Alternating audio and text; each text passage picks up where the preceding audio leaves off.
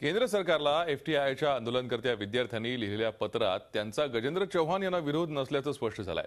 माहिती अधिकारात उघड झालेल्या गौप्यस्फोटानंतर आता अजून काही प्रताप समोर आलेत। या विद्यार्थ्यांनी लाखो रुपयांचा अपहार केल्याचा आरोप आरटीआय कार्यकर्ते विजय कुंभार यांनी केलाय। एफटीआयचे विद्यार्थी मागच्या 3 महिन्यांपासून आंदोलन करत आहेत। विविध क्षेत्रातल्या अनेक मान्यवरांचा त्यांना पाठिंबा आणि सहानुभूती सुद्धा मिळते। पण या विद्यार्थ्यांचे कारनामे तुम्ही पाहिलेत तर चक्रावून जाल। विविध कारणांसाठी या विद्यार्थ्यांनी एफटीआय कडून लाखो रुपये घेतले। त्यातील तब्बल 20 लाख रुपयांचा हिशेब विद्यार्थ्यांनी दिलेला नाही। हिशेब दिला नाही तर पैसे परत द्यायला हवे, पण पैसेही दिलेले नाहीत। 2009 पासून ना हिशेब दिलाय ना पैसे परत दिलेत असा आरोप विजय कुंभार या आरटीआय कार्यकर्त्यांनी केलाय।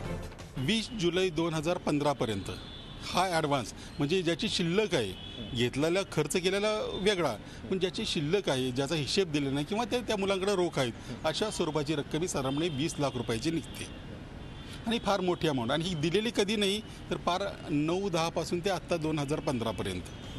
विद्यार्थ्यांनी घेतलेली ही रक्कम केवळ शैक्षणिक कामासाठी नाही तर इफ्तार party, Holi celebration, new year party, garba, cricket सामना यासाठी वेळोवेळी हजारो रुपये घेतले आहेत। आजारी विद्यार्थ्याला घरी पाठवण्याचा खर्च, जुन्या विद्यार्थ्याला वैद्यकीय कारणासाठी 30,000ची मदत, अशा कोणत्याही कारणासाठी एफटीआयच्या तिजोरीतून विद्यार्थ्यांनी मनमोकळा खर्च केलाय असं विजय कुंभार म्हणतात। कशासाठीही ॲडव्हान्स घेतलाय आणि त्यातल्या बऱ्याचशा गोष्टींचं पूर्तता केली, म्हणजे कागदपत्रांची पूर्तता केली नाही किंवा उरलेला खर्च परत देण्यात आलेला नाहीये।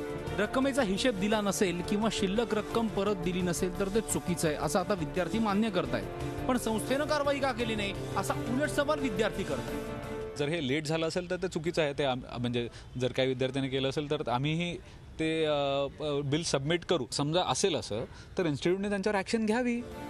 आंदोलनादरम्यान विद्यार्थी सरकारशी चर्चा करायला दिल्लीला गेले होते। त्यांचा 2,17,000 रुपयांचा विमान खर्च एफटीआयने केला।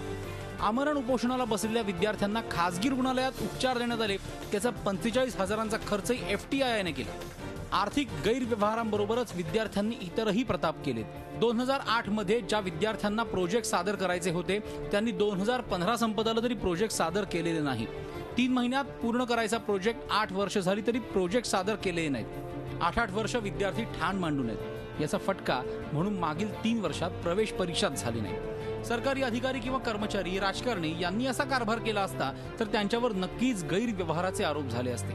मात्र एवढे प्रकार झाल्यावरही हे विद्यार्थी नामानिराळे आहेत। नितीन पाटणकर, झी मीडिया, पुणे।